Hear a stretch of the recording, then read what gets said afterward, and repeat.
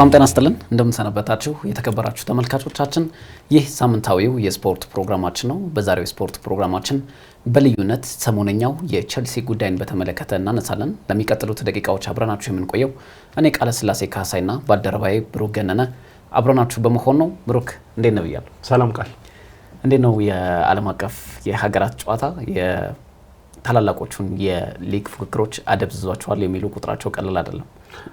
ነበር ግን ራሱም የሀገራት ውድድሮች ብዙ የተለያዩ ዜናዎችን ስቶሪዎችን ይዞ የወጣ ነበር።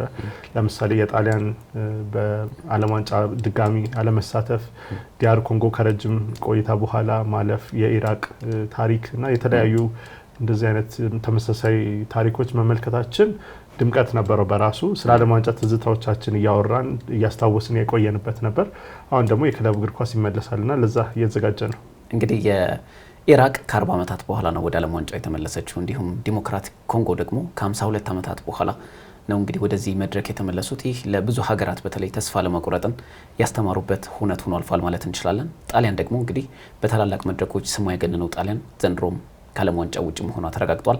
ስዊድን እንደዚሁ በምድብ ጨዋታዎች አንድም ጨዋታ ሳታሸንፍ ደግሞ በፕሌይኦፍ ተጫዋታ ወይ ደግሞ በጥሎ ማለፍ ጨዋታዎች በኔሽንስ ሊግ ባስመዘገበችው ውጤት እድል ተሰጥቷት እንግዲህ በዓለም ዋንጫው ለመሳተፍ የበቃች ሀገር ሆናለች። የተለያዩ ጉዳዮች በተለይ ከዓለም ዋንጫ ጋር ተያይዞ የተነሱበት አጋጣሚ ያለ ሀገራችን ኢትዮጵያም በአፍሪካ ዋንጫ ቅድመ ማጣሪያ ጨዋታ በደርሶ መልስ ፕሪንሲፔና ሳኦ ቶሜን አሸንፋ እንግዲህ ወደ ምድብ ማጣሪያ ጨዋታዎች የገባችበት አጋጣሚ እንግዲህ በዓለም አቀፍ ጨዋታዎች ላይ በልዩነት የሚነሱ ናቸው። እንግዲህ ለተመልካቾቻችን ብሩክ አስቀድሜ እንደተናገርኩት በተለይ ሰሞነኛው የቼልሲ ጉዳይ ወዴት እያመራ ነው የሚሉ ብዙ የመነጋገሪያ ርዕሶች እየተፈጠሩ ነው ከጊዜ ወደ ጊዜ። በተለይ ከቅርብ ጊዜያት በፊት የነበረው ቼልሲ አሁን ላይ መቀዛቀዞችን እየታዩ ነው። በስታንፎርድ ብሪጅ ሰማይ ደመናው ተጋርዷል ማለት ይቻላልና ከምን የመነጩ ናቸው? አሁን በእርግጥ በርካቶች እንደሚያነሱት አሰልጣኝ ኤንዞ ማሬስካ መሰናበት አልነበረባቸውም የሚሉ ያነሳሉ። እኛም ከባልደረባዬ ገደብ አባይ ጋር በተደጋጋሚ ከሰራናቸው ፕሮግራሞች አንደኛው የአሰልጣኝ ኤንዞ ማሬስካ ስንብት ተገቢ አልነበረም የሚል ነበር። አሁን ደግሞ ሊያምሮ ሴኒየር መጥተው እሳቸውም እንግዲህ በጣም አደጋ ውስጥ ገብተዋል።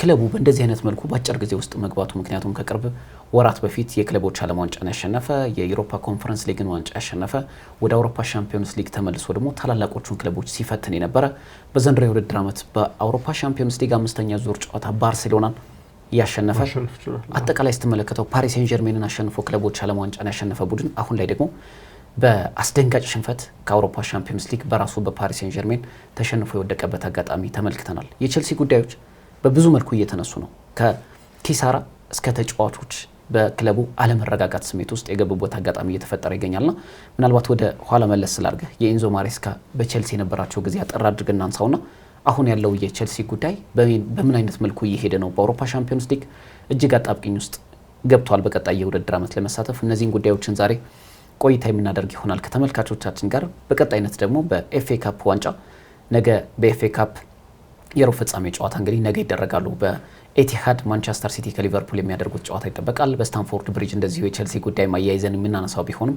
ፖርት ቬልን ያስተናግዳል የሊግ አንድ ክለብ የሆነው። ምሽት 5 ሰዓት ላይ ነገ ደግሞ በሴንት ሜሪ ስቴዲየም ሳውዛምፕተን የሊጉ መሪ አርሰናልን ይገጥምና የፊታችን እሁድ ዌስትሃም ዩናይትድ ከሊድስ በሚያደርጉት ጨዋታ ደግሞ የኤፍኤ ካፕ ሩብ ፍጻሜ ጨዋታዎች ይጠናቀቃሉ። እነዚህን ጉዳዮች በወፍ በረር የምናነሳ ይሆናል።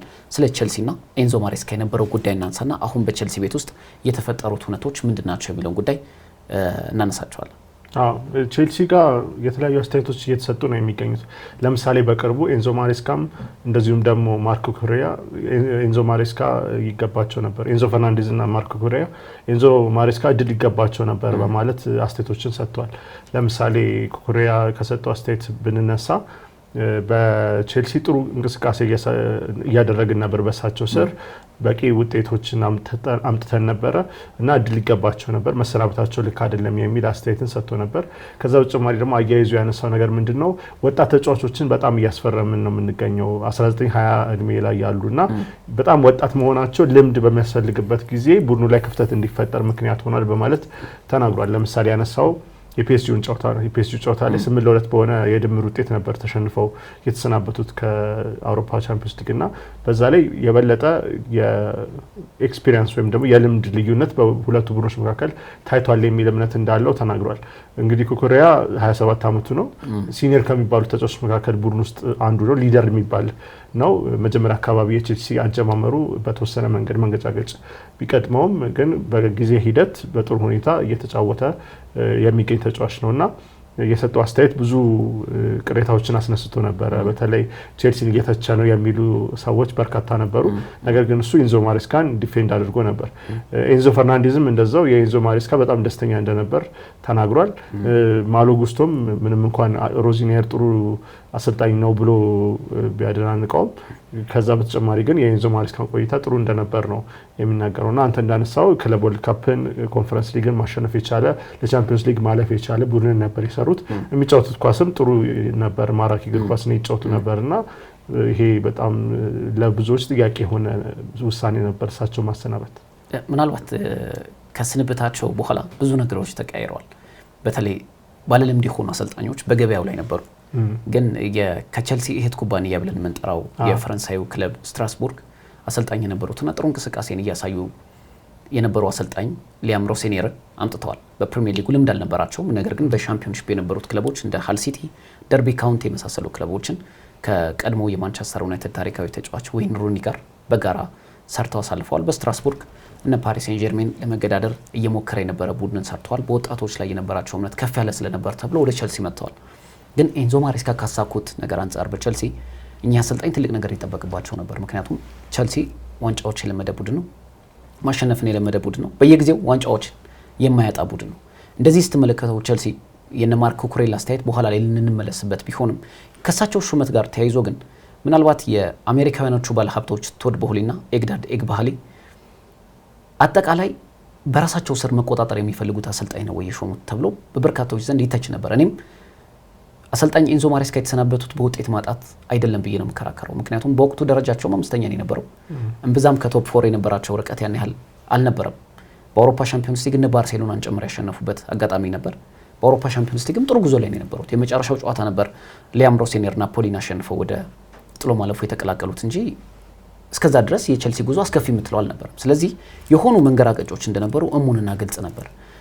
እንደው ብሩክ ቼልሲን ስታነሳ ምንድነው አይምሮህ ላይ የሚመጣው? የመጀመሪያው ዋንጫዎች። ምክንያቱም በርካታ ዋንጫዎችን ባለፉት ዓመታት ያሸነፈ ቡድን ነው። በተለይ ሮማን አብራሞቪች ቡድን ከተረከቡ በኋላ በርካታ ዋንጫዎችን ከካርሊን ካፕ ጀምሮ አሁን ያው ካራባው ካፕ ነው የሚባለው፣ በወቅቱ ካርሊን ካፕ ከሚባለው ዋንጫ ጀምሮ ፕሪሚየር ሊግን፣ ኤፍ ኤ ካፕን፣ ቻምፒዮንስ ሊግን 2 ጊዜ እንደዚሁም ደግሞ ዩሮፓ ሊግን፣ ከዛ በኋላ ኮንፈረንስ ሊግን፣ ክለብ ወርልድ ካፕን እነዚህን ሁሉ ዋንጫዎች ማሸነፍ የቻለ ቡድን ነውና የዋንጫ ቡድን ነው። በተለያዩ አሰልጣኞች ዘንድ ስኬታማ ሆኖ ዋንጫዎችን የሚያነሳ ቡድን ነው። አሰልጣኞች ይቀያየራሉ በቼልሲ ቤት፣ አሰልጣኞች አይቆዩም። ነገር ግን ቡድኑ ዋንጫን የሚያነሳ ስኬታማ ቡድን ነው። የእንግሊዝ ኩራት ብንለው ያንሰዋል ቼልሲ። እውነት ለመናገር ልክ እንደ እግር ኳስ ተመልካች ስትመለከተው ቼልሲ ያላሳካው ነገር ምንድነው? በእንግሊዝ እግር ኳስ ላይ ይሄ ልል የፈለኩት ምንድነው? ለምን ይሄንን ጥያቄ እንዳነሳው ልንገርህ ብሩክ። ቼልሲ ላይ ብዙ ነገሮች ይፈይዛሉ፣ ይቀለዳሉ። ግን ክለቡ ያሳካቸው ስኬቶች ግን ከየትኛውም ክለብ ያልተናነሰ ስኬት ነው ያሳካው። ለምሳሌ የእንግሊዝ ፕሪሚየር ሊግን ብናነሳ 6 ጊዜ ያሸንፏል። 5ቱ በአዲሱ አወቃቀር ወይ ደግሞ ከ1992 በኋላ ያሸነፋቸው ዋንጫዎች ናቸው። ከዛ በፊት የእንግሊዝ ታላቁ የሊግ እርከን ተብሎ በሚጠራው ፈርስት ዲቪዥን በምንለው ደግሞ የመጀመሪያ ዋንጫ አሳክቷል። በአውሮፓ ሻምፒዮንስ ሊግ 2 ዋንጫዎችን አሸንፏል። የክለብ ወርልድ ካፕ ለመጀመሪያ ጊዜ በ32 ክለቦች መካከል የተደረገውን ውድድር ያሸነፈው ቼልሲ ነው። በውድድሩ እነ ባየር ሙኒክ፣ ማንቸስተር ሲቲ፣ ፓሪስ ሴን ጀርሜን የመሳሰሉ ክለቦች በተገኙበት በአውሮፓ እግር ኳስ ማህበር የሚዘጋጁ ሁሉንም ዋንጫዎች በማሸነፍ ብቸኛው የእንግሊዝ ክለብ ነው። ስለዚህ ቼልሲ በዋንጫዎች የታጀበ ብቻ ሳይሆን የእንግሊዝ ኩራት ለመባል ምንም የሚያንሰው ነገር የለውም ብዬ አስባለሁ። በእርግጥ ቼልሲ ቤት ውስጥ የተለመዱ ነገሮች አሉ። አንድ አሰልጣኝ ሲሾም ዋንጫዎችን ማሸነፍ ብቻ ይጠበቅበታል። በተለይ ባለፉት ዓመታት በአውሮፓ ውስጥ የተመለከትናቸው ታላላቅ አሰልጣኞች ቼልሲን መርተዋል። ካርሎ አንቼሎቲ መርተዋል፣ እነ አንቶኒ ኮንቴ መርተዋል፣ የተለያዩ እነ ጉሲድኒክ መርተዋል። በርካታ አሰልጣኞች ቼልሲን የመሩበት አጋጣሚ ተፈጥሯል። በእርግጥ በጊዜያዊነት ቢሆንም ማለት ነው። አብዛኛው ስትመለከተው አሁን ከ2022 በኋላ የመጣው ቼልሲ ግን ዋንጫን የሚያሸንፉ ብቻ አሰልጣኞች ሳይሆን የአሜሪካውያኖቹ ባለሀብቶች 19 ዓመታትን በቼልሲ ቆይተው ከለቀቁ በኋላ ሮማን አብራሞቪች እነዚህ ሰዎች ከመጡ በኋላ ግን በቼልሲ ቤት ውስጥ ችግሩ ያለው የዋንጫ ብቻ አልመሰለኝ። ለምሳሌ በ2022 ቶማስ ቱሄል ሲሰናበቱ የአውሮፓ ሻምፒዮንስ ሊግና ሱፐር ካፕን አሸንፈው ነው የተሰናበቱት። ይህ በጣም በቼልሲ ምናልባት ባለፉት ዓመታት በቼልሲ ቤት ውስጥ ከተሰናበቱ አሰልጣኞች መካከል የብዙ የቼልሲ ደጋፊዎችን የሚያንገበግብ ሁኔታ ይመስለኛል። ምክንያቱም ቶማስ ቱሄል በጣም ጥሩ ስራ እየሰሩ ስለነበር ማንቸስተር ሲቲን ጭምር አሸንፈው ነው የአውሮፓ ሻምፒዮንስ ሊግ ያሸነፉት። የፕሪሚየር ሊግ ጉዟቸውም በቀጣይ ዓመታት ይህንን ቡድን ሻምፒዮን እንደሚያደርጉት ማሳያዎችና ፍንጮች ነበሩ። አሁንም ከሳቸው ስንብት በኋላ በርካታ አሰልጣኞች ተቀያየሩ። ግራሃም ፖተር መጡ፣ ማውሪዚዮ ፖቼቲኖ መጥተዋል፣ ፍራንክ ላምፓርድ ኬርቴከር ሆኖ መጥተዋል። አስታውሳለሁ ለ2 ቀን ለ3 ቀን ሁሉ የመራው ብሩኖ ሳልተር የነበረበት አጋጣሚ ነበር፣ የቀድሞ የብራይተን ምክትል አሰልጣኝ። አጠቃላይ ስትመለከተው በእነዚህ ሂደቶች ውስጥ ካለፉት ዓመታት ይልቅ የተረጋጋው በኤንዞ ማሬስካ ነበር ቸልሲ ብዬ ነው የማምነው። ቸልሲ ልክ ከተረጋጋ ልክ ስታንፎርድ ብሪጅ ሲደርሱ ኤንዞ ማሬስካ 47 ያህል ተጫዋቾች ነው መልበሻ ክፍል ላይ የጠበቃቸው። ያንን ሁሉ አጽድተው የሚፈልጓቸውን ተጫዋቾች ብቻ አስቀርተው በአንድ ዓመት ቆይታቸው ቸልሲን ወደ አውሮፓ ሻምፒዮንስ ሊግ ከ2 ዓመታት በኋላ መልሰው ክለብ ወርልድ ካፕን አሸንፈው የአውሮፓ ኮንፈረንስ ሊግን አሸንፈው በዘንድሮ የውድድር ዓመት በደረጃውም 5ኛ ላይ ሆኖ ምናልባትም የአውሮፓ ሻምፒዮንስ ሊግ ለቸልሲ ትልቅ ጥያቄ አልነበረም። እኚህ ሰዎች የቸልሲ ባለቤቶች ዓላማቸው ምንድነው? ለክለቡ ስለሚቆረቆሩ ነው ወይስ እያንዳንዱ ፈጣን የሆኑ ውሳኔዎቻቸው አሰልጣኞች ለነሱ ተገዢ ካልሆኑ በክለቡ የመቆየታቸው እድል ጠባብ ያደርገዋል? የትኛው ይመስላል ብሩክ? ከባለቤቶቹ በኩል በጣም ከፍተኛ ክፍተት እንዳለ ማየት ይቻላል። የቶማስ ቱሄል ምሳሌ ያነሳው በጣም ጥሩ ምሳሌ ነው። ቶማስ ቱሄል ስኬታማ ጊዜ ነበር በቸልሲ እያሳለፉ የነበረው። በመጀመሪያ ውድድር ዘመናቸው ግማሽ ዓመት ላይ መጥተው ጃንዋሪ ላይ መጥተው ቻምፒዮንስ ሊግን አሸንፏል። ወደ ቻምፒዮንስ ሊግ ጉዞዎቻቸውም በጣም በርካታ የሚባሉ ታላላቅ ቡድኖችን ረተው ነው ቻምፒዮንስ ሊግን ያነሱት። ከዛ በኋላ ለአራተኛ ሆኖ ቡድኑ በማጠናቀቅ ወደ ቻምፒዮንስ ሊግ እንዲያልፍ ረድተውታል። በቀጣዩ የውድድር ዘመን ደግሞ 2021-22 የውድድር ዘመን ላይ 3ኛ ነው በፕሪሚየር ሊጉ የጨረሱት። ካራባው ካፕና ኤፍ ኤ ካፕ ፍጻሜ ደርሷል። ምንም እንኳን ማሸነፍ ባይችሉም በሊቨርፑል በሁለቱም ቢሸነፉ ማለት ነው። ሱፐር ካፕ ማሸነፍ ችለዋል እና ጥሩ የሚባል ቡድንን እየሰሩ በነበረበት ወቅት ነው እንግዲህ የኦነርሺፕ ቅያራ ሲመጣ በመቶኛ ቀናቸው አስታውሳለሁ። በመቶኛ ቀናቸው ሰዎቹ በተሾሙ በመቶኛ ቀናቸው ነበር አሰልጣኝ ቶማስ ቱሄል የተሰናበቱት እና ከአሰላለፍ ጋር ተያይዞም ጣልቃ መግባት ነበረ። ይሄኛውን የአሰላለፍ ሁኔታ መከተል አለብህ የሚሉ ትዕዛዝ የሚመስሉ ነገሮች ሲተላለፉ ነበርና ስራውን ከባድ አድርገውበት ነበር ለቶማስ ቱሄል ማለት ይቻላል። አሁን ቼልሲ 262.4 ሚሊዮን ፓውንድ ነው ኪሳራ ያጋጠመው ባለፈው የውድድር ዓመትና ይሄ በጣም ከፍተኛ ነው። ሪከርድ የሚባል ኪሳራ ነው በእንግሊዝ እግር ኳስ ታሪክ ታይቶ የማይታወቅ ነውና ከሌሎች ክለቦች ከፍተኛ የሚባል ነው። እንደዚሁም ደግሞ ቼልሲ 65 ሚሊዮን ፓውንድ ለተጫዋቾች ኪሎች በመክፈል በጣም ከፍተኛ ወጪን ያወጣ ቡድን ሆኗልና ከወጪ አንፃር እነዚህ ባለሀብቶች እያደረጉት ያለው ስራ ጥያቄ ውስጥ የሚገባና በተለያየ መንገድ ምን እየሰሩ ነው የሚያስብል ይመስለኛል። ምክንያቱም አሁን ለምሳሌ በ2024-25 የውድድር ዘመን በክለብ ደረጃ ከተመለከትከው ቸልሲ ስኬታማ ጊዜያትን ያሳለፈው ቅድም እንዳነሳ ነው በተደጋጋሚ እንዳነሳ ነው ክለብ ወርልድ ካፕ አሸንፏል፣ የአውሮፓ ኮንፈረንስ ሊግ አሸንፏል፣ ወደ አውሮፓ ሻምፒዮንስ ሊግ ተመልሷል። በክረምቱ የዝውውር መስኮት ኢቭን በጣም ስኬታማ ነበር። ተመልክተው ከሆነ ከሸጣቸው ተጫዋቾች በላይ ገቢ አግኝቷል። እንደውም 3 ሚሊዮን ፓውንድ ትርፍ አግኝቷል። እነ ጃዋ ፌሊክስን ጭምር በ50 ሚሊዮን ፓውንድ ለአልናስር የሸጡበት፣ ኖኒ ማድዌኬ ለአርሰናል የሸጡበት አጋጣሚ ከ50 ሚሊዮን ፓውንድ በላይ ወጪ አድርገው ተጫዋቾች ከሸጧቸው በላይ ከገዟቸው በላይ ከሸጧቸው ተጫዋቾች ገቢ አግኝተዋል። ይህ ክለብ 491 ሚሊዮን ፓውንድ ከዛ በላይ ገቢ እንዳገኘ ይነገራል በ2024-25 የውድድር ዘመን። ይሄ ኪሳራ ከየት ነው የመጣው? አሁን ተመልክተው ከሆነ በዝውውሩም የተሳካ ጊዜያትን ካሳለፈ በተለይ ባሳለፍነው ክረምት እርግጥ ኦፕሬሽናል ኮስትስ የሚባሉት ወይ ደግሞ የስራ ማስኪያጃ ወጪዎች ላይ በርካታ ሚሊዮን ፓውንዶችን ወጪ አውጥተናል ነው የሚለው ዝርዝሩ ላይ። በተለይ ቸልሲ አስደንጋጭ ነበር። የተሳካ የውድድር ዓመትን ያሳለፈ ክለብ እንዴት በአንድ ዓመት ውስጥ በእንግሊዝ እግር ኳስ ታሪክ ታይቶ የማይታወቅ ኪሳራ እንዴት ገጠመው በሚል በጣም ትልቅ የመነጋገሪያ ርዕስም ፈጥሮ ነበር። ግን እነዚህ ሰዎች ምናልባት ቸልሲን እንደመጠቀሚያ እየቆጠሩት እያደረጉት እንዲሆን በጣም ስጋት አለ። ምክንያቱም ክለቡና ኪሳራው የመጣው አልተመጣጠነም። ለምሳሌ ባለፉት ዓመታት በተለይ ከኤንዞ ማሬስካ በፊት የነበረው 2 ዓመታት ቸልሲ በአውሮፓ ሻምፒዮንስ ሊግ አልተሳተፈም። ስለዚህ ብዙ እንቅፋቶች ነበሩ። በርካታ ዝውውሮች፣ ጥናት ያልተደረገባቸው ዝውውሮች ተፈጽመዋል። 47 ያህል ተጫዋቾች የስታንፎርድ ብሪጅ መልበሻ ክፍል ውስጥ ነበሩ አሁን በቅርብ ዓመታት ከአንድ ዓመት በፊት። ነገር ግን አሁን የተረጋጋው ቸልሲ ላይ ሻምፒዮንም የሆነው ቸልሲ እንዴት በዚህ ልክ ኪሳራ ሊያጋጥመው ቻለ የሚለው ነገር ትልቅ የመነጋገሪያ ርዕስ ነው። አንዳንዶች ምን ያነሳሉ? ለምሳሌ ከጀርባችን እንደምንመለከታቸው የቸልሲው ባለቤት ወይ ደግሞ ባለድርሻ የሆኑት ቶድ ቦህሊ የፈረንሳዩ ክለብ ስትራስቡርግን በበላይነት የሳቸው እንደሆነ ይነገራል። በርካታ ወጣት ተጫዋቾችን እያስፈረሙ ለአውሮፓ ክለቦች ለዝውውር ገበያ ያቀርባሉ። አንዳንዴም አንዳንድ ተጫዋቾችን ከቸልሲ ያስፈረሟቸውን ይወስዳሉ፣ ከስትራስቡርግ ደግሞ ወደ ቸልሲ ያመጣሉ። ለምሳሌ በቅርብ ጊዜ አሁን ማማዱ ሳር በስትራስቡርግ የፈረመው ወጣቱ ሴኔጋላዊ ተከላካይ ወደ ቸልሲ መጥቷል። አንድሬ ሳንቶስን መመልከት እንችላለን። በስትራስቡርግ የሆነ ጊዜ እንዲጫወት አድርገውታል። በርካታ በእንደዚህ አይነት ሽግሽጎች ያደርጋሉ። በዚህ ሂደት ውስጥ የሌላ ቢዝነሳቸውን ኪሳራ በቼልሲ እያደረጉት አይመስልህም ወይ? ምክንያቱም የቼልሲ በአንድ ዓመት ውስጥ ያሳካው ስኬት በዚህ ልክ ለኪሳራ ይደረገው ነበር ወይ? አዎ እንዳልከው ነው። በጣም ጥያቄ የሚያስነሳ አሰራር ነው እየተከተሉ ያለው እና አሁንም ቼልሲ በቀጣይ ቅጣት ሊደርስበት ይችላል የሚሉ ዜናዎችን እየተመለከትን ነበር። በተለይ ከትርፋማነትና ዘለቄታዊ ሕግ ጋር እሱን ላያከብሩ ይችላሉ። ምክንያቱም ከዚህ በፊት በነበራቸው ተጫዋቾችን ሲያስፈርሙ ለረጅም ዓመታት በሚሰጡት ኮንትራት አማካኝነት ለተለያዩ ዓመታት ይጣጣ ነበር፣ ስፕሬድ ያደርግ ነበረ እንትኑ ክፍያውና በአንድ ጊዜ አኩሙሌት ስለማያደርግ ከዛ ከቅጣቱ እያለፉ ነበር። ግን ማሻሻያ ደግሞ ተደርጓል ከዛ ጋር ተያይዞና ይሄ ደግሞ ጥያቄ ውስጥ ሊከታቸው ይችላል ተብሎ ይታሰባል። ስለዚህ እርግጥ ነው እነዚህ ባለሀብቶች የሚጠቅመውን ነገር እያደረጉ ነው ወይ ለክለቡ የሚለው ጥያቄ የሚያስነሳ ጉዳይ። ምክንያቱም ባለፉት 19 ዓመታት እንደዚህ አይነት ነገሮች ብዙ አትሰማበትም ቼልሲ። ሮማን አብራሞቪች ካላቸው ቢዝነስ ሁሉ ትልቅ ትኩረት የሚያደርጉት ለቼልሲ ቢሆንም ትርፋቸውን ግን አስበው ያውቁ። ያ ደግሞ ባለፉት ዓመታት ቼልሲ ግርማ ሞገስን አላብሰውት በቼልሲ በአውሮፓ ውስጥ ከሚገኙ ተፎካካሪ ክለቦች መካከል አንደኛው እንዲሆን አድርገውታል። በእሳቸው ስርም የምታስታውስ ከሆነ የአውሮፓ ሻምፒዮንስ ሊግን የሚያነሳው በ2011-12 የውድድር ዘመን ባየር ሙኒክን አሸንፈው ቼልሲንም ሲያሸንፍ የነበራቸው ስሜት በጣም አስደናቂ ነበር። በማንቸስተር ዩናይትድ ተሸንፎ ቼልሲ የአውሮፓ ሻምፒዮንስ ሊግን ሲያጣ ጆን ቴሪ የመጨረሻው ፍጹም ቅጣት ምት ስቶ በጣም አስደንጋጭ በሆነ መልኩ በማንቸስተር ዩናይትድ ሲነጠቅ የአውሮፓ ሻምፒዮንስ ሊግ ምን ያህል አንገታቸው እንደደፉ በግልጽ የሚታይ ነበር። እውነተኛ ፍቅር ነበራቸው ለቼልሲ። እውነት ለመናገር 19 ዓመታትን ቢቆዩም የራሽያና ዩክሬን ጦርነት ባይነሳ ኑሮ እኚህ ሰው አይለቁም ነበር ከቼልሲ። ኢቭን እስከ መጨረሻው ድረስ ታግለዋል፣ በእንግሊዝ እስኪታገዱ ድረስ። ምክንያቱም እሳቸው ለራሽያ ድጋፍ ያደርጋሉ ወይ ደግሞ ለቭላዲሚር ፑቲን ጥሩ ግንኙነት አላቸው ተብሎ ስለሚታመን ከቼልሲ ኃላፊነታቸው ገለል እንዲሉ ተደረገ። ጭራሽ የነበራቸው የገንዘብ እንቅስቃሴ ሁሉ እንዲታገር የተደረገበት አጋጣሚ አለ።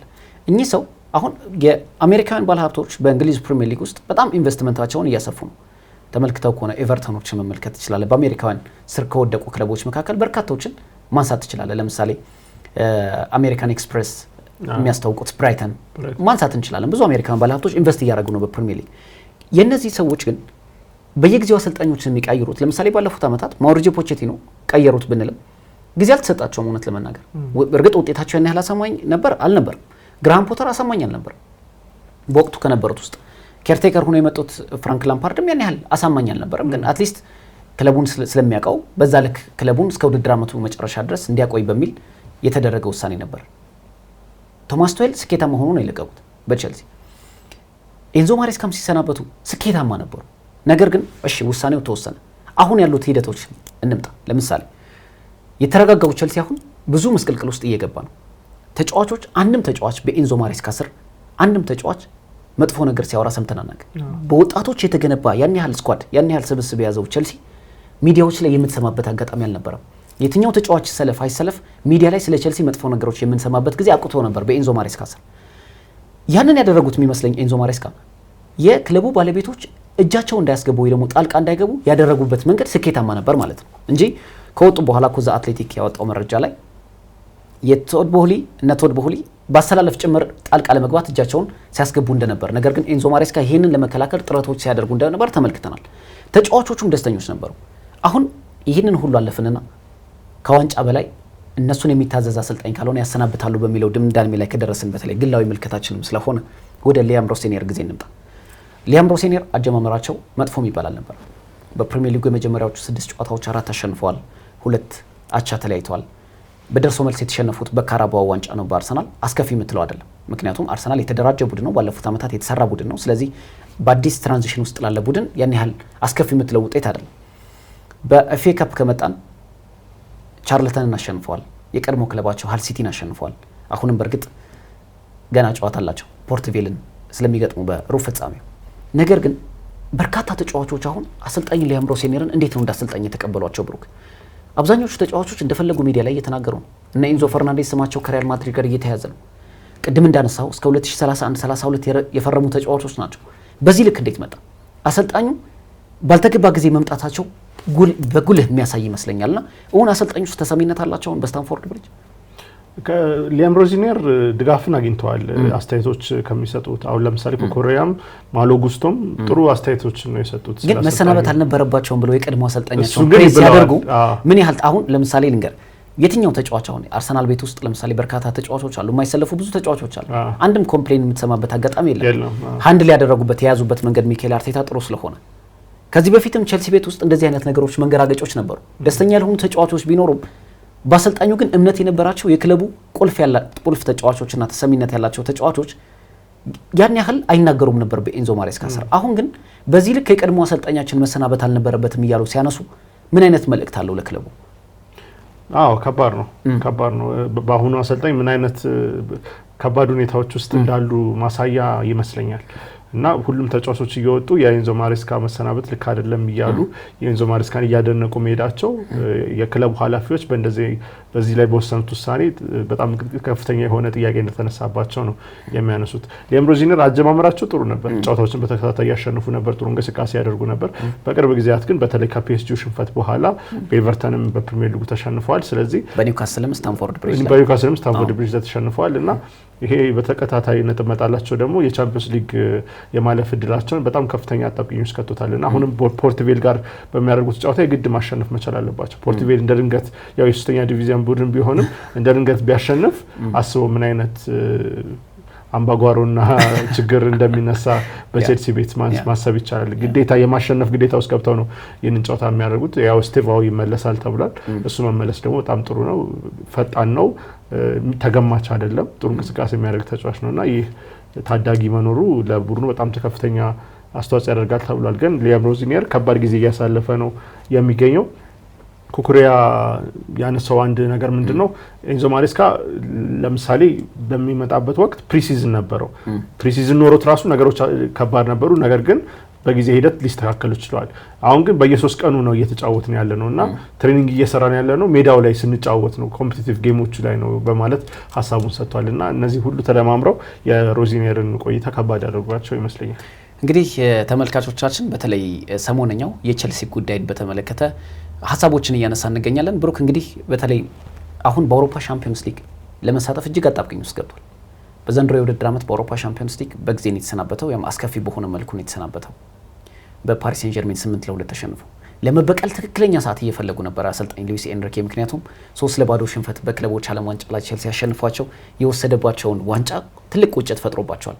በተደጋጋሚም ሲናገሩ ነበር። እንደውም የምታስታውስ ከሆነ ከምድብ ድልድሉ ወይ ደግሞ ከእጣው በፊት ቼልሲ ቢደርሰን ብለው ሁሉ የተመኙበት አጋጣሚ ተፈጥሯል። ያንንም በሚገባ ተጠቅመዋል።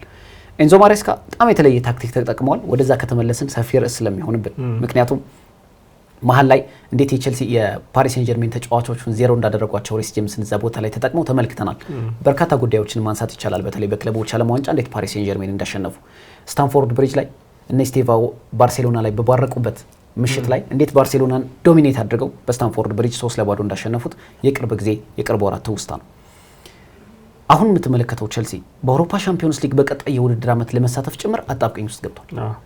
አራተኛ ከሚገኘው አስቶን ቪላ በ6 ነጥቦች ርቆ 6ኛ ላይ ተቀምጧል። በቀጣይ ቼልሲ በጣም የሞት ሽረት ሊያደርግባቸው የሚገቡ ወሳኝ ጨዋታዎች አሉት። ለምሳሌ በቀጣይ በዋንጫ እየተፎካከረ የሚገኘው ማንቸስተር ሲቲ ነው የሚገጥሙት። ከዛ በመቀጠል ማንቸስተር ዩናይትድን በአውሮፓ ሻምፒዮንስ ሊግ ራሱን አደላድሎ ማስቀመጥ የሚፈልግ ክለብ፣ ከዛ በኋላ ብራይተንን፣ ሊቨርፑልን፣ ቶተንሃም ሆትስፐርስና ሰንደርላንድ ምናልባት በጣም የሞት ሽረት የሚጠብቀው ወሳኝ ሰዓት ላይ ደርሷል። እውን ቼልሲ በቀጣይ የውድድር ዓመት በአውሮፓ ሻምፒዮንስ ሊግ የመሳተፍ እድል ይኖረዋል? ከባድ ነው። በጣም ከባድ አጣብቂኝ ውስጥ ነው የሚገኙት። በተለይ ደግሞ የቀሪዎቹ ጨዋታዎች በተለይ ለቼልሲ ከባድ ናቸው። የጠቀስካቸው ቡድኖች ከባድ ፉክክር የሚያመጡባቸው ናቸው። ወይ ለቻምፒዮንስ ሊግ የሚፎካከሩ ቡድኖች ናቸው፣ ወይ ላለመውረድ የሚፎካከሩ ቡድኖች ናቸው። ኖቲንግሃም ፎረስት በመሀልም ኖቲንግሃም ፎረስት አለ፣ ላለመውረድ እየታገለ ቶተንሃም አለ። ስለዚህ ከባድ ነው የሚሆንባቸው። ወይ ደግሞ ቀጣይ ቀጥተኛ ተፎካካሪያቸው የሆነው ሊቨርፑልም አለ። ስለዚህ በጣም ከባድ ነው የሚሆንባቸው። አሁን ባላቸው አቋም እነዚህን ጨዋታዎች አሸንፎ ወደ ቻምፒዮንስ ሊግ ያልፋሉ ወይ ከአስቶን ቪላና ከሊቨርፑል የተሻለ ብቃት ላይ መገኘት ይችላሉ የሚለው ከፍተኛ አጣብቂኝ ውስጥ የሚከታቸው ይመስለኛል። አንዳንድ የክለቡ ደጋፊዎች ቶማስ ቱሄል አሊያም ደግሞ ኤንዞ ማሬስካ በድጋሚ እንዲመለስ እየተማጸኑ እርግጥ ቶማስ ቱሄል በጣም ከባድ ይመስለኛል። ምክንያቱም አሁን ቶማስ ቱሄል በእንግሊዝ ብሔራዊ ቡድን እየሰሩት ባለው ስራ የእንግሊዝ እግር ኳስ ማህበር በጣም ደስተኛ ነው። ውሳኔዎቻቸው በሙሉ እያከበሩ ከዚህ በፊት ድሮፕ ለማድረግ ወይ ደግሞ አንዳንድ ተጫዋች ጥሎ በእንግሊዝ ብሔራዊ ቡድን ውስጥ ለመቆየት በጣም አደጋ ነበር። ለነጋሪ ሳውዝጌትም ጭምር የሚፈልጉትን ተጫዋቾች ለመምረጥ በጣም የሚዲያ ጫና ነበረባቸው። አሁን የምትመለከተው የቶማስ ቱሄል መንገድ በጣም የተለየ ነው። የሚፈልጉት ተጫዋች ድሮፕ ሊያደርጉ ይችላሉ። ለምሳሌ እንደ ትሬንት አሌክሳንደር አርኖልድ አሁን በቅርቡ ትተውታል። ፊል ፎደን በቡድኔ ውስጥ ቦታ ላይ ኖረው ይችላል እያሉ ነው። ሃሪ ማጓየር የመጀመሪያ ምርጫ አይደለም እያሉ ነው። የእንግሊዝ ሚዲያዎችን ኮንትሮል ያደረጉበት መንገድ በእንግሊዝ መስራታቸው በጣም እየጠቀማቸው ይገኛል። ስለዚህ የእንግሊዝ ብሔራዊ ቡድን ለቀው ወደ ቼልሲ ያመራሉ የሚለው ጉዳይ በጣም ከባድ ጥያቄ ነው። በተለይ ደግሞ በዓለም ዋንጫው ላይ እንግሊዝ እንግዲህ ቀዳሚ ግምቶችን ካገኙ ሀገራት መካከል አንዷ እንደመሆኑ ኤንዞ ማሬስካ ግን የመመለስ እድል ሊኖራቸው ይችላል። የመመለስ እድል የሚኖራቸው ግን በእነዚህ ባለ ሀብቶች ጣልቃ የማይገባባቸው ከሆነ ብቻ ነው። ካልሆነ ደግሞ መልቀቅ አለበት። ዋስትና ያስፈልጋቸዋል። አሁን የክለብ አመራሮች ብዙ ጊዜ ሲለቁ አትመለከትም። የክለብ ባለቤቶች ለረጅም ጊዜ ነው የሚቆዩ እንደ ግሌዘሮች እንደ አብርሃም ግሌዘር እና የግሌዘር ቤተሰቦች አጠቃላይ በማንቸስተር ዩናይትድ የማንቸስተር ዩናይትድ ደጋፊዎችን እያስለቀሱ የሚገኙ አመራሮች እሳቸው ብቻ አይደለም፣ ቅርብ ጊዜ ብቻ ነው የመቆየት ፍላጎት ያለኝ እያሉ የሚገኙት ሰር ጂም ራትክሊፍ እንኳን ሙሉ በሙሉ ማንቸስተር ዩናይትድ የሚቆጣጠሩ ደስታቸውን አይችሉትም። እኔ ክለቦች ላይ ያለው ቢዝነስ አይገባኝ። ምናልባት ወደዛ ሽፍት ማድረግ ካለብን ወደፊት አላውቅም። ግን አጠቃላይ ስትመለከተው ኤንዞ ማሬስካ ምናልባት ቢመለሱ ወደ ቼልሲ ቤት በጣም ጥሩ ይመስላል ወይስ ሊያምሮ ሲኒየር እድል ሊሰጣቸው ይገባል? ይሄ የራሴ ምልከታ ይኖረኛል። ካንተ በኋላ መልሳለሁ። ሊያምሮ ሲኒየር እድል ይገባቸዋል ብዬ አስባለሁ። በዚህ ሰዓት ኤንዞ ማሬስካን አሁን ማለት መቼ ተመልሳቸዋል? ውድድሩ ካለቀ በኋላ የክረምት ላይ ሊሆን ይችላል። ግን ሊያምሮ ሲኒየር ቢያንስ ይሄ ውድድር ዘመን ታይቶ ከዛ በኋላ ቡድኑን ወደ ቻምፒዮንስ ሊግ ማሳለፍ ይችላሉ የሚለው ነገር ታይቶ ካላሳለፉ ሌላ አሰልጣኝ ማምጣት ግዴታ ሊሆን ይችላል። ምክንያቱም ልምድ ያለው የተሻለ ግን ከባድ ነው። አሁን የአሰልጣኝ ማርኬቱ ከባድ ሆኗል፣ ጠባብ ሆኗል እና አብዛኞቹ ብሔራዊ ቡድኖችን ይዟል ታላላቅ አሰልጣኞች ወይ ደግሞ ታላላቅ ክለቦች ጋር ነው ያሉት። ስለዚህ የመልቀቅ እድላቸው ጠባብ ነው። ለምሳሌ እንደ ዣቢ ያሉ አይነት ወጣት አሰልጣኞች ካልሆኑ በስተቀር በርካታ ሲኒየር የሚባሉ አሰልጣኞች ብዙ አቬሌብል አይደሉም በአሁኑ ሰዓት እና ቀጣይ አሰልጣኛቸው ማግኘት ያስቸግራቸዋል። ግን ሊያምሮ ሲኒየር አሁን ባለው ሁኔታ እድል ይገባቸዋል፣ እድል ሊሰጣቸው ያስፈልጋል። እውነት ለመናገር የአሰልጣኝ ኤንዞ ማሬስካ ስንብት በጣም ከተቃወሙ ሰዎች መካከል አንደኛው ነው። የአሰልጣኝ ኤንዞ ማሬስካ በጣም ትልቅ ደጋፊ ነበርኩኝ እንደ እግር ኳስ ተመልካች። አሰልጣኝ ኤንዞ ማሬስካ በቼልሲ ቤት በአንድ ዓመት ውስጥ ያሳኩት ስኬት በአርሰናል ቤት ውስጥ ወይ በማንቸስተር ዩናይትድ ቤት ውስጥ የሚገኙ አሰልጣኞች አሳክተውት ቢሆኑ ኑሮ በጣም በትልቁ ሊወራላቸው ይችል ነበር። አሰልጣኝ ኤንዞ ማሬስካ ስፔናዊ አሊያም እንግሊዛዊ ቢሆኑ ኑሮ ከቼልሲ ይሰናበታሉ የሚል እምነት አልነበረኝ። እውነቴን ነው የምነግርህ። ያ ከምን አመጣሁ ካልከኝ ወይ ደግሞ እንዴት እንደዛ አልክ ካልክ አሰልጣኙ በቼልሲ ቤት ውስጥ ያሳኩት ስራ ሌሎች አሰልጣኞች በመጀመሪያ ዓመታቸውና በሁለተኛ ዓመታቸው አላሳኩት። በትልቅ ደረጃ ከነሳን በነገራችን ላይ የርገን ክሎፕ በጣም አስደናቂ በአውሮፓ ተፈሪ ቡድን ሰርተዋል። ሊቨርፑልን በ9 ዓመት ቆይታቸው አንድ አውሮፓ ሻምፒዮንስ ሊግና አንድ ፕሪሚየር ሊግ ነው ያሸነፉት። አሰልጣኝ ሚኬል አርቴታ 6 ዓመት እንደፍነዋል በሰሜን ለንደን።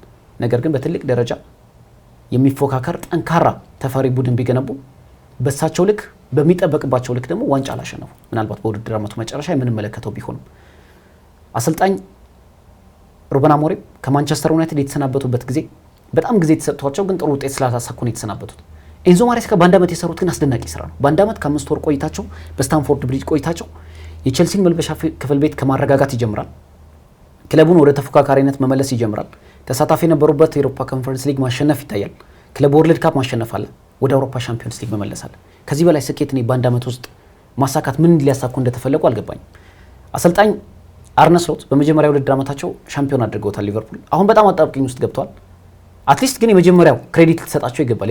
በመጀመሪያ ውድድር ዓመት ቆይታቸው ዋንጫውን በማሸነፋቸው እኛ አሰልጣኝ የተሰናበቱበት መንገድ ተገቢ አይደለም። አሰልጣኝ ሊያምሮ ሲኒየር በእግር ኳስ ተንታኝነት ሰርተዋል።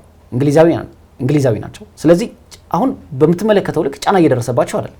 ምክንያቱም የክለቡ አመራሮችም ድጋፍ ስላላቸው ስትመለከተው ግን አሰልጣኝ ሊያምሮ ሲኒየር እድል ሊሰጣቸው ይገባል ብዬ አምናለሁ።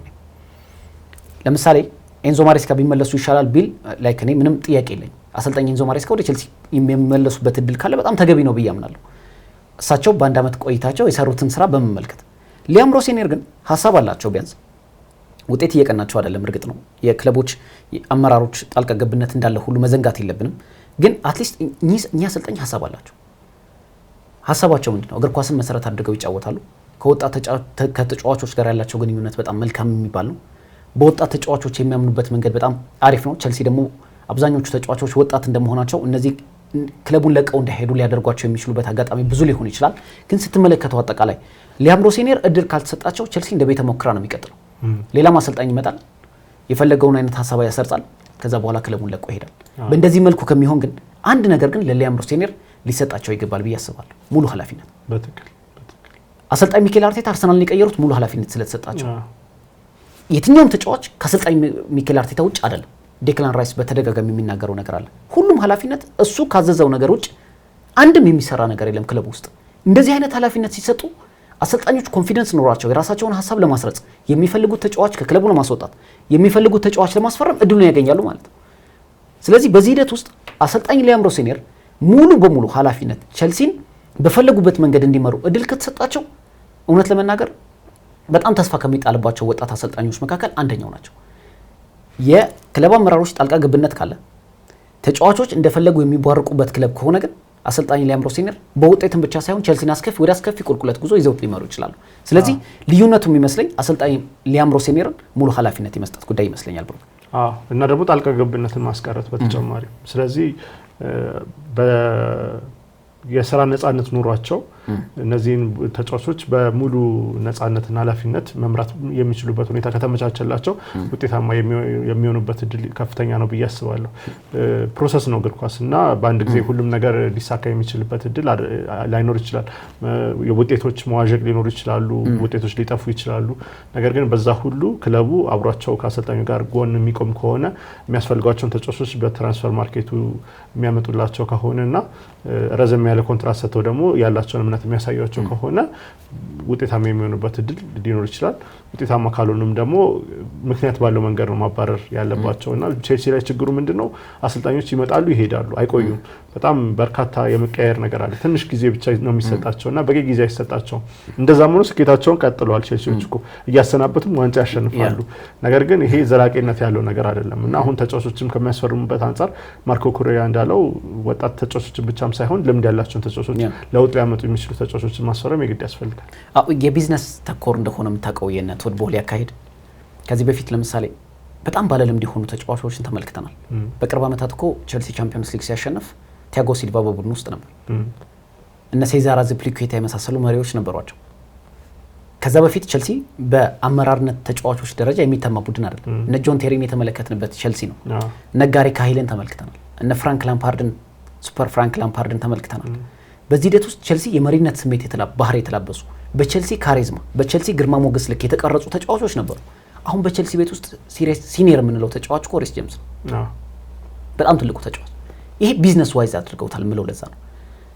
ቸልሲ ግልጽ በደጋፊዎቹ አይደለም እንደ እግር ኳስ ተመልካች ኖርማል አንድ ቀን ለሚያይ እግር ኳስ ተመልካች ቸልሲን ለሚመለከተው ወጣቶቹን ሊድ ማድረግ የሚችል ባለልምድ ተጫዋች እዚህ ቡድን ውስጥ እንደሚያስፈልግ በግልጽ የሚታይ ነበር። ያ ደግሞ ቸልሲ የለመደውም ስለሆነ ባለፉት ዓመታት ቸልሲን ከመሩት አሰልጣኞች ባልተናነሰ የቸልሲን የመልበሻ ክፍል ውስጥ ማረጋጋት የሚችሉ ትልልቅ ባለልምድ ተጫዋቾችን ተመልክተናል። ቸልሲ ቤት ውስጥ አሁን የለም። ቸልሲ ቤት ውስጥ ይሄ ያለመኖሩ ደግሞ በዘንድሮው የውድድር ዓመት በርካታ ችግሮች ተፈጥረዋል። ለምሳሌ የዲሲፕሊን ችግር፣ በርካታ ቀይ ካርዶች ቸልሲ በዘንድሮው የውድድር ዓመት ተመልክቷል። እነዚህን ተጫዋቾች በመልበሻ ክፍል ቤት ብቻ ሳይሆን ሜዳ ላይ ስሜታቸውን የሚያረግብ የሚቆጣጠር ተጫዋች ቸልሲ ቤት ውስጥ የለም። ቸልሲ በለመደው ልክ ግርማ ሞገስ ያላቸው ወጣቶችን ተጫዋቾች ከባለ ልምድ ተጫዋቾች ጋር አዋህደው መምራት የሚችሉ ትልልቅ ተጫዋቾች ያስፈልጉታል ብዬ አስባለሁ። ያ ከሆነ ቸልሲ አሁንም አብዛኞቹ ወጣት ተጫዋቾች አቅም ያላቸው ተጫዋቾች ናቸው። በቀጣይ በእንግሊዝ ፕሪሚየር ሊግ ከሚገኙ ታላላቅ ክለቦች በኩልም ደረጃ መፎካከር የሚችሉ አቅም አላቸው ብዬ አምናለሁ። ግን ምን ስጋት መጣ መሰለ ብሩክ? ቸልሲ ለአሰልጣኝ ሊያንድሮ ሴኔር ሙሉ ኃላፊነት ካልሰጠ ግን አብዛኞቹ ተጫዋቾች በቸልሲ የመቆየታቸው እድል ጠባብ ነው። ለምሳሌ ኮል ፓልመር ከተለያዩ ክለቦች ጋር ስሙ እየተያዘ ነው። ከማንቸስተር ዩናይትድ ጋር፣ ከሪያል ማድሪድ ጋር። ኤንዞ ፈርናንዴዝ ተመልከተው በአሰልጣኝ ኤንዞ ማሬስካ ስር ተንፍሽ ብሎ ያውቃል። ለረጅም ዓመታት በቸልሲ ሌጀንድ መሆን የሚፈልግ ተጫዋች አሁን ሰሞነኛ ሁኔታውን ተመልከተው። ማድሪድ የምወደው ከተማ ነው። ኑና ውሰዱኝ ማለት ነው የቀረው። ኑና አስፈርሙኝ ማለት ነው የቀረው። ማርኮ ኩሬላ በ6 አሰልጣኞች ስር ሰርቷል ቸልሲ ቤት ውስጥ ከመጣ ጀምሮ ከጊዜያዊ አሰልጣኞች ፍራንክ ላምፓርድ ጋር ተዳምሮ ማለት ነው። በ5 ቋሚ አሰልጣኞችና በጊዜያዊ አሰልጣኝ አንድም ቀን ትንፍሽ ብሎ ያቅም ከቸልሲ ስለመውጣት። አሁን ግን ይታወቃል በኤስፓኞል አካዳሚ ነው ያደገው። በኋላ ላይ ወደ ባርሴሎና ሄደ። በ2017 ለባርሴሎና የመጀመሪያ ጨዋታውን አድርጓል። ባርሴሎና ከጠየቀኝ ጥያቄውን ላለመቀበል ይከብደኛል ማለት ጀምሯል። ይህን ስትመለከተው የቸልሲ ተጫዋቾች አሁን ባለው አመራርና አሁን ባለው የአሰልጣኝ ስር ደስተኛ እንዳልሆኑ እሙን ነው። ተጫዋቾች በአሰልጣኝ ስር ደስተኛ የሚሆኑት መች መሰለ? ተጫዋቾች አሰልጣኞች ከተጫዋቾች በላይ ፓወር ሲኖራቸው፣ ያ ደግሞ በአርሰናል ቤትም ተመልክተናል። አሰልጣኝ ሩበን አሞሪም በጣም ከብዷቸው እንደነበር ግልጽ ነው። ማይክል ካሪካው ሙሉ ኃላፊነት ተሰጥቶታል። በተለይ የውድድር ዓመቱ መጨረሻ እስኪያጠናቀቅ ድረስ ተጫዋቾቹን እንዴት ሃንድል እንዳደረገው ተመልክተናል። ፔፕ ጓርዲዮላ እንዴት ተጫዋቾቹን ማኔጅ እንደሚያደርግ ተመልክተናል። እነ ጃክ ግሪሊሽን የመሳሰሉ ተጫዋቾች ከክለብ ዓለም ዋንጫ ውጭ ሲያደርጋቸው ምንም አልተባለ። አሰልጣኝ ኤንዞ ማሬስካ የሚፈልጉትን አይነት ውሳኔ ለመወሰን እድል ነበራቸው፣ ትልቅ ጫና ቢደርስባቸውም በክለቡ አመራሮች። አሁን ግን ሙሉ ኃላፊነት ካልተሰጣቸው ሊያም ሮሴኔር የቼልሲ ወጣት ከዋክብቶች ሌላ ክለቦችን ማማታራቸው አይቀር ይመስለኛል። ስለዚህ ይህ የክለቡ አመራሮች እውነተኛ ለክለቡ የሚቆረቆሩ ከሆነ ክለቡ በቀጣይ ዓመታት ተፎካካሪ ሆኖ እንዲቀጥል የሚፈልጉ ከሆነ ለአሰልጣኝ ሊያም ሮሴኔር፣ ምክንያቱም ቀደም ብለናል የሮም ከተማ በአንድ ቀን አልተገነባችም እንደሚሉት ጣሊያኖች፣ ቼልሲም ለረጅም ዓመታት ተፎካካሪ ሆኖ እንዲቀጥል አንዱ አሰልጣኝ መጥቶ ልክ እንደ ቤተ ሙከራ የሚሄድበት የሚመጣበት ሳይሆን ወጥነት ያለው በቀጣይ ዓመታት ዶሚኔት አድርጎ መቆየት የሚችል አቅም ያለው ክለብ ስለሆነ ለኛ አሰልጣኝ እድል ከሰጧቸው ሙሉ ኃላፊነት ሙሉ ተቆጣጣሪነት ስልጣን ከሰጧቸው ቡድኑን የሚቀይሩበት እድል ሊኖር ይችላል ብዬ አስባለሁ። ካልሆነ ግን በአውሮፓ ሻምፒዮንስ ሊግ ቼልሲ የማይሳተፍ ከሆነ መሰናበታቸው አይቀሬ ሊሆን ይችላል። ይህ ደግሞ ለቼልሲ ሌላ ፈተና ይዞ ሊመጣ ይችላል። በዚህ ሂደት ውስጥ ግን ኤንዞ ማሬስካን መመለስ የሚችሉ ከሆነ ግን ሌላ ስኬት እድል ሊሆኑ ይችላል። ምክንያቱም ተጫዋቾቻቸውን ያውቋቸዋል። በቡድኑ የሰሩት የአንድ ዓመት ስራ በጣም አስደናቂ ነው። ስለዚህ ኤንዞ ማሬስካ ልምድ አግኝተዋል። የመልበሻ ክፍል ቤት ውስጥ እንዴት ሃንድል እንደሚደረግ እንዴት እንደሚቆጣጠሩት ከአሰልጣኝ ፔፕ ጓርዲዮላ በደንብ የተማሩ ሰው ናቸው። ስለዚህ እኛ አሰልጣኝ ስኬታማ ሊያደርጉት ይችላሉ። ስለዚህ በሁለት አማራጭ ለቼልሲ እንግዲህ ድል አቅርበናል ከሰሙን ማለት ነው። ወደ ኤፍኤ ካፕ ካለን ሰዓት አንጻር የኤፍኤ ካፕ ጨዋታዎችን ገረፍ እናደርጋቸው። ነገ እንግዲህ ተጠባቂ ጨዋታዎች ይደረጋሉ። 8:45 ላይ ነገ ቀን 8:45 ላይ በኤቲሃድ ማንቸስተር ሲቲ ከሊቨርፑል በጣም በብዙዎች ዘንድ በጉጉት እየተጠበቀ ነው። አይኖች ሁሉ ወደ ማንቸስተር ከተማ ያመራሉ እየተባለ ይገኛል።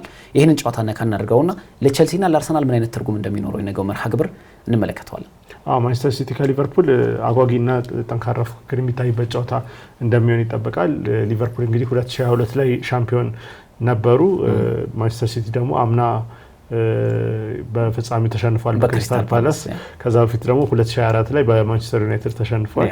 ነገር ግን 2019 ላይ በተለይ ዶሜስቲክ ትሬብል ሲያሸንፉ ኤፍኤ ካፕ ማንሳታቸው እናስታውሳለን እና ስኬታማ ሪካርድ አላቸው በአጠቃላይ ማንቸስተር ሲቲ በኤፍኤ ካፑ፣ ሊቨርፑልም እንደዛው። ስለዚህ ሁለቱም ያለመዱት ዋንጫ ነው፣ ማሸነፍ የሚፈልጉት ዋንጫ ነው። ስለዚህ ከፍተኛ ፉክክር እንደሚያደርጉበት፣ ጠንካራ እግር ኳስ እንደምንመለከትበት ነው የምጠብቀው።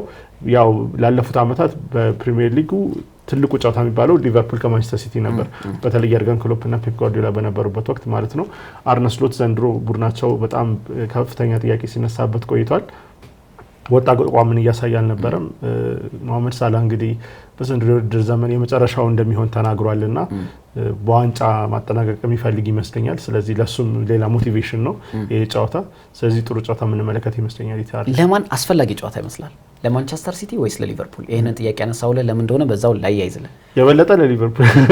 ማንቸስተር ሲቲ ከአውሮፓ ሻምፒዮንስ ሊግ ተሰናብቷል፣ ግን ከአረባው አሸንፏል። አትሊስት አሸንፏል ከአረባው። የእንግሊዝ ፕሪሚየር ሊግ ዋንጫ የማሸነፍ እድሉ በጣም ጠባብ ነው፣ ምክንያቱም ሙሉ በሙሉ እጁ የሚገኘው በአርሰናል ስለሆነ። ከአረባው ከ2 ሳምንት በፊት አርሰናልን አሸንፏል። በዚህ ውድድር ደጋፊዎቹን ለመካስ ወይ ደግሞ በጥሩ መልኩ የውድድር ዓመቱን ለማጠናቀቅ የተሻለው አማራጩ ኤፍኤ ካፕ። ሊቨርፑልን ስትመለከተው በአውሮፓ ሻምፒዮንስ ሊግ በጣም ረጅም ርቀት ይጓዛል ብለን ማጠብቀው ክለብ ነው፣ በተለይ ካለው ወቅታዊ አቋም አንጻር። በእርግጥ ሊቨርፑል ተገማች አይደለም፣ ግን ከሌሎች ክለቦች አንጻር እስከ መጨረሻው ድረስ የሚሄድ ድሉ ጠባብ ሊሆን ይችላል። በእርግጥ የሚፈጠሩት ነገሮች አናውቅም፣ በእግር ኳስ ምንም ነገር ሊፈጠር ስለሚችል። በሩብ ፍጻሜው ውስጥ ስትመለከት ግን ፓሪስ ሴን ጀርሜን ነው የሚገጥሙት። ከባድ ፈተና ነው። በካራባው ውድድር የሉም፣ የእንግሊዝ ፕሪሚየር ሊግ የዋንጫ ፉክክር ላይ የሉም፣ ምክንያቱም በአውሮፓ ሻምፒዮንስ ሊግ ለመሳተፍ ነው እየሞከሩ የሚገኙት።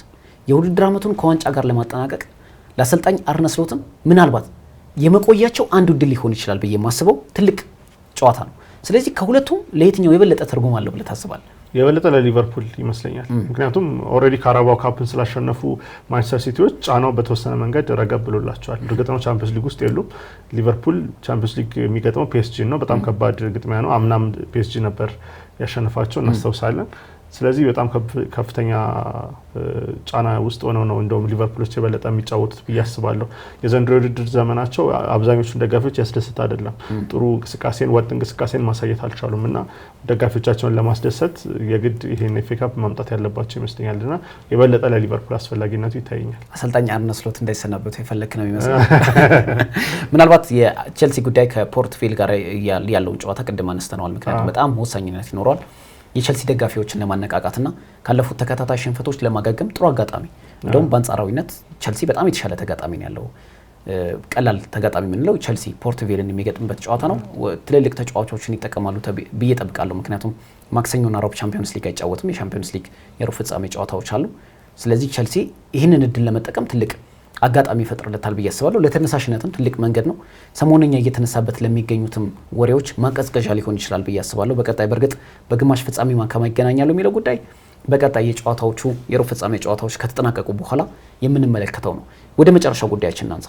በሴንት ሜሪ ስቴዲየም ሳውዛምፕተን ከአርሰናል ይገናኛሉ።